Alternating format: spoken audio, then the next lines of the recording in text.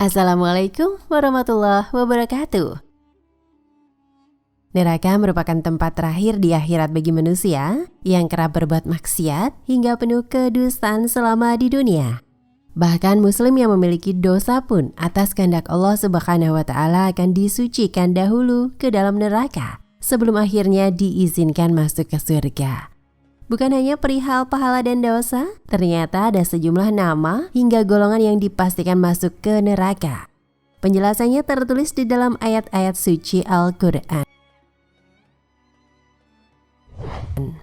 Allah Subhanahu wa taala berfirman, "Jika kalian tidak dapat membuatnya, dan pasti kalian tidak akan dapat membuatnya, jagalah diri kalian dari neraka yang bahan bakarnya manusia dan batu, yang disediakan bagi orang-orang kafir." Quran Surat Al-Baqarah ayat 24. Berikut ini 5 nama serta golongan yang dipastikan oleh Allah Subhanahu wa taala masuk ke neraka.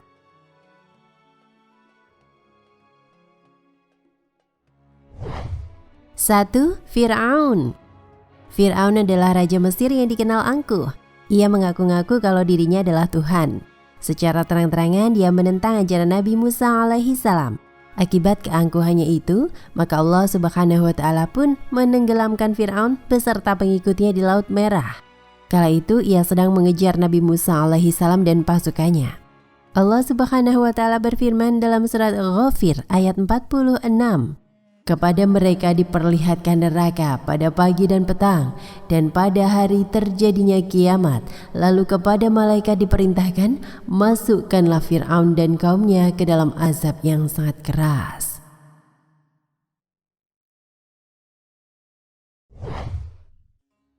Dua. Qarun. Qarun atau Karun adalah orang kaya raya di zaman Nabi Musa alaihi salam. Diriwayatkan Ibnu Abbas, Qarun diceritakan merupakan sepupu Nabi Musa. Qarun sebelumnya taat beribadah tetapi hidup memprihatinkan. Kemudian suatu hari kepada Nabi Musa alaihi salam, Qarun meminta didoakan untuk menjadi orang yang berkecukupan. Ternyata doa tersebut dikabulkan, lalu Qarun menjadi hartawan yang sangat kaya raya. Bahkan untuk membawa kunci hartanya, membutuhkan 70 orang dengan mengendarai unta. Saking kayanya, Qarun pun dibutakan mata dan hatinya. Dirinya bahkan menentang Nabi Musa alaihi salam yang sebelumnya telah mendoakannya. Kemudian Nabi Musa alaihi salam berdoa agar Qarun dibinasakan. Allah Azza wa Jalla pun mengabulkan doa Nabi Musa. Seketika sepupunya itu ditelan bumi beserta harta bendanya. Maka itu hingga kini kerap disebut-sebut sebagai harta karun bagi seseorang yang tidak sengaja menemukan benda berharga di dalam dasar bumi. Allah Subhanahu wa taala berfirman dalam surat Al-Ankabut ayat 39, dan juga Qarun, Fir'aun dan Haman, dan sesungguhnya telah datang kepada mereka Musa dengan membawa bukti-bukti, keterangan-keterangan yang nyata, akan tetapi mereka berlaku sombong di muka bumi, dan tiadalah mereka orang-orang yang luput dari kehancuran itu.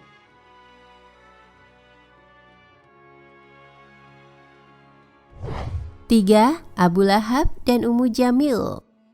Abu Lahab dan Ummu Jamil merupakan paman dan bibi dari Nabi Muhammad SAW.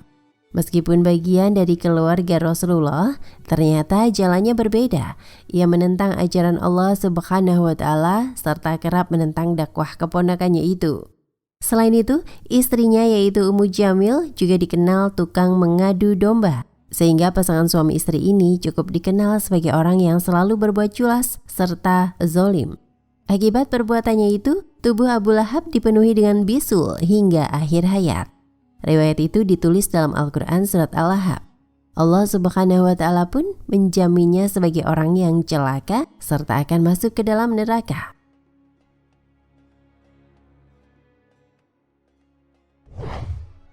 4.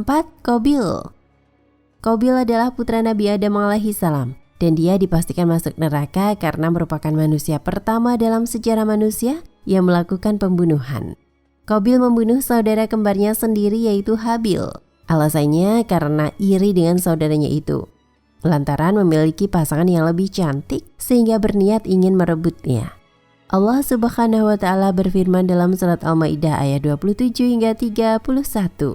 Ceritakanlah kepada mereka kisah kedua putra Adam, Habil dan Qabil. Menurut yang sebenarnya, ketika keduanya mempersembahkan kurban, maka diterima dari salah seorang dari mereka berdua, Habil, dan tidak diterima dari yang lain, Qabil. Ia berkata, Qabil, aku pasti membunuhmu. Berkata Habil, sesungguhnya Allah hanya menerima kurban dari orang-orang yang bertakwa. Sungguh kalau kamu menggerakkan tanganmu kepadaku untuk membunuhku, aku sekali-kali tidak akan menggerakkan tanganmu kepadamu untuk membunuhmu. Sesungguhnya aku takut kepada Allah, Tuhan seru sekalian alam. Sesungguhnya aku ingin agar kamu kembali dengan membawa dosa membunuhku dan dosamu sendiri. Maka kamu akan menjadi penghuni neraka, dan yang demikian itulah pembalasan bagi orang-orang yang zalim.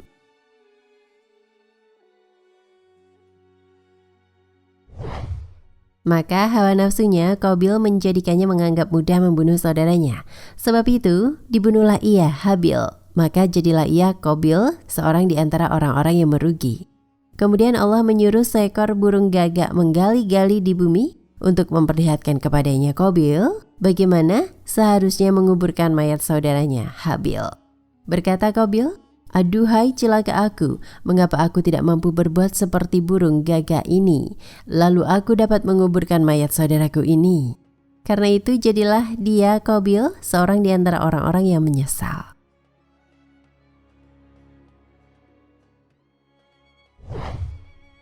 Empat, Kan'an. Kan'an adalah putra Nabi Nuh alaihi salam.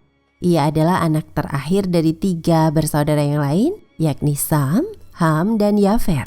Istri Nabi Nuh bernama Waghilah dan masih masuk golongan orang kafir. Sebelum terjadi bencana banjir yang membinasakan kaumnya itu, Nabi Nuh alaihi salam sudah memperingatkan anak istrinya agar ikut dengannya. Sebelumnya Nabi Nuh sudah membuat kapal raksasa untuk menyelamatkan keluarga serta umatnya kala itu. Bani Rasib yang saat itu adalah kelompok yang hidup di zaman Nabi Nuh alaihi salam tidak mau ikut. Justru ia terus berbuat maksiat.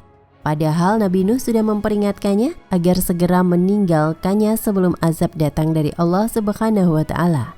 Sayangnya anak bungsunya itu malah memilih ibunya, yakni masuk ke dalam orang-orang kafir. Lalu saat air bah datang, mereka pun tenggelam. Sementara orang-orang yang ikut Nabi Nuh selamat karena naik ke dalam kapal. Allah Subhanahu wa Ta'ala berfirman, dan Nuh berkata, ya Tuhanku, janganlah engkau biarkan seorang pun di antara orang-orang kafir itu tinggal di atas bumi. Quran Surat Nuh ayat 26.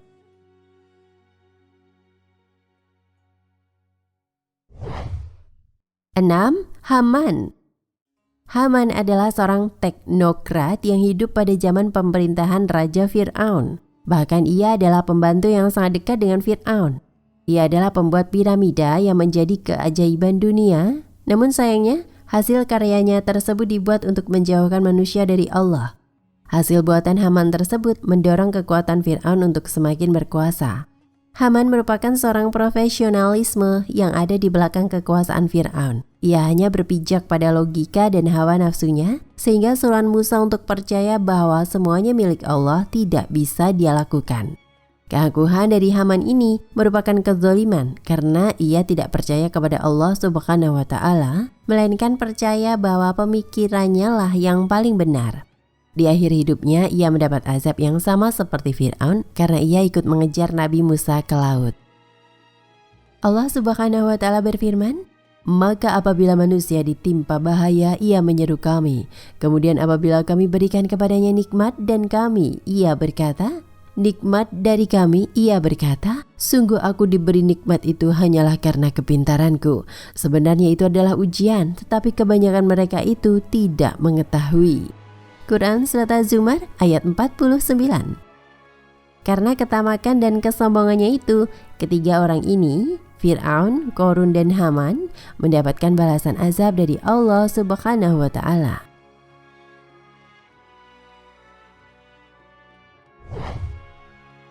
Tujuh, Wa'ilah. Salah satu kisah yang membuat istri Nabi Lut alaihi salam ikut diazab oleh Allah Subhanahu wa Ta'ala adalah tatkala ia membocorkan kedatangan tamu Nabi Lut alaihi salam yang rupawan di rumahnya kepada kaum Sodom. Tamu tersebut tak lain adalah malaikat utusan Allah Subhanahu wa Ta'ala. Ibnu Katsir menerangkan dalam buku Kisah Nabi karyanya, Nabi Lut alaihi salam khawatir tamunya tersebut akan diganggu oleh kaumnya, karena ia tidak pernah melihat seorang pun yang memiliki wajah rupawan seperti mereka. Meski demikian, Nabi Lut alaihi salam tetap menerima kedatangan tamunya. Tidak ada satupun yang mengetahui kedatangan mereka kecuali keluarganya yang ada di rumahnya. Namun, ternyata istri Nabi Lut alaihi salam keluar dari rumah dan memberitahukan kepada kaumnya tentang keberadaan para tamu tersebut. Menurut penafsiran Ibnu Katsir, istri Nabi Lut alaihi salam berkata, "Di rumah kami saat ini sedang menerima beberapa tamu laki-laki yang sangat rupawan. Aku tidak pernah melihat seorang pun yang memiliki wajah serupawan itu sebelumnya." Usai mendengar kabar tersebut, kaum Sodom pun segera mendatangi kediaman Nabi Lut alaihi salam untuk membuktikan kebenarannya. Para malaikat yang mendatangi rumah Nabi Lut alaihi salam menyampaikan perintah agar Nabi Lut alaihi salam keluar dari negeri tersebut dengan membawa keluarganya pada malam hari. Dikatakan Nabi Lut alaihi salam dan keluarganya diminta untuk tidak menoleh ke belakang ketika azab itu turun kepada kaumnya.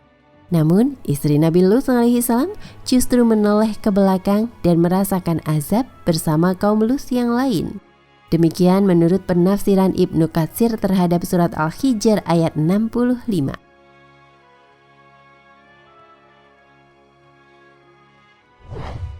Delapan, waligah.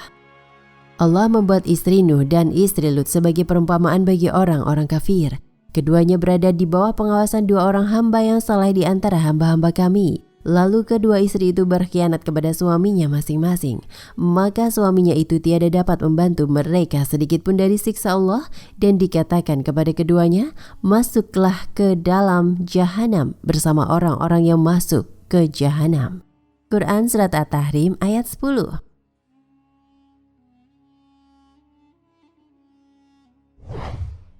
Melalui ayat ini, Allah menjadikan istri Nabi Nuh sebagai perumpamaan orang-orang kafir. Kedurhakaan yang telah dilakukan oleh istri Nabi Nuh membuat Allah murka hingga dia memasukkannya ke dalam neraka jahanam. Menurut para mufassirin dalam buku Istri-istri para Nabi karya Ahmad Khalil Jam'ah, istri Nabi Nuh mulai berdakwah, walighah, mengikuti kaum yang menolak ajakan untuk beriman kepada Allah. Aku tidak akan meninggalkan Tuhanku, ucap walighah ketika diajak untuk meninggalkan berhala dan beriman kepada Allah. Tidak hanya menolak ajaran Nabi Nuh, walighah juga mempengaruhi anaknya yang bernama Kan'an untuk tidak mendengarkan ajakan ayahnya. Walighah berkata, "Wahai anakku, jangan engkau dengarkan dia," Nabi Nuh. Namun Nabi Nuh tidak menyerah, beliau terus melakukan dakwahnya selama ratusan tahun, serta selalu mengajak walighah untuk berpaling dari berhala dan menyembah Allah. Suatu saat, Nabi Nuh mendapat perintah dari Allah untuk membuat bahtera dengan ukuran yang sangat besar. Selama proses pembuatan, hinaan kembali diterima Nabi Nuh yang dianggap sebagai orang gila karena membuat bahtera di tengah padang pasir. Hingga suatu hari, walighah berkata kepadanya, "Wahai Nuh, tidakkah engkau puas menjalani hidup yang panjang dan melelahkan ini? Hentikan perkataan dan perbuatanmu, engkau telah dianggap sebagai orang yang gila." Pernyataan istrinya tersebut membuat Nabi Nuh merasa semakin sedih. Kemudian beliau berdoa kepada Allah dengan berkata, "Maka dia Nuh mengadu kepada Tuhannya, sesungguhnya aku telah dikalahkan, maka tolonglah aku." Quran Surat Al-Qamar ayat 10.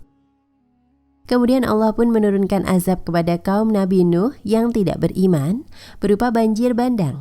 Allah menghanyutkan mereka semua termasuk istri dan anak Nabi Nuh. Melihat anak dan istrinya terseret banjir, Nabi Nuh hanya bisa menangis.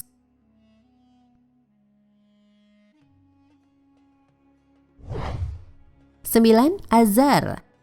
Al-Quran telah menjelaskan bahwa ayah Nabi Ibrahim alaihissalam adalah penyembah berhala. Dan ingatlah ketika Ibrahim berkata kepada ayahnya Azar, "Pantaskah engkau menjadikan berhala-berhala itu sebagai Tuhan? Sesungguhnya aku melihat engkau dan kaummu dalam kesesatan yang nyata." Quran Surat Al-An'am ayat 74. Hadis Nabi Muhammad SAW juga menyebutkan kekafiran ayah Nabi Ibrahim. Nabi SAW bersabda, Nabi Ibrahim alaihissalam bertemu dengan ayahnya Azar pada hari kiamat dan wajah Azar diliputi debu hitam. Lalu Ibrahim berkata kepada bapaknya, "Bukankah aku sudah katakan kepada ayah agar ayah tidak menentang aku?" Bapaknya berkata, "Hari ini aku tidak akan menentangmu." Kemudian Ibrahim berkata, "Wahai Rob, engkau sudah berjanji kepadaku untuk tidak menghinakan aku pada hari berbangkit. Lalu kehinaan apa lagi yang lebih hina daripada keberadaan bapakku yang jauh dariku?" Allah Ta'ala berfirman, "Sesungguhnya aku mengharamkan surga bagi orang-orang kafir." Hadis riwayat Bukhari nomor 3101, versi aplikasi Lidwa nomor 3350, versi Fathul Bari.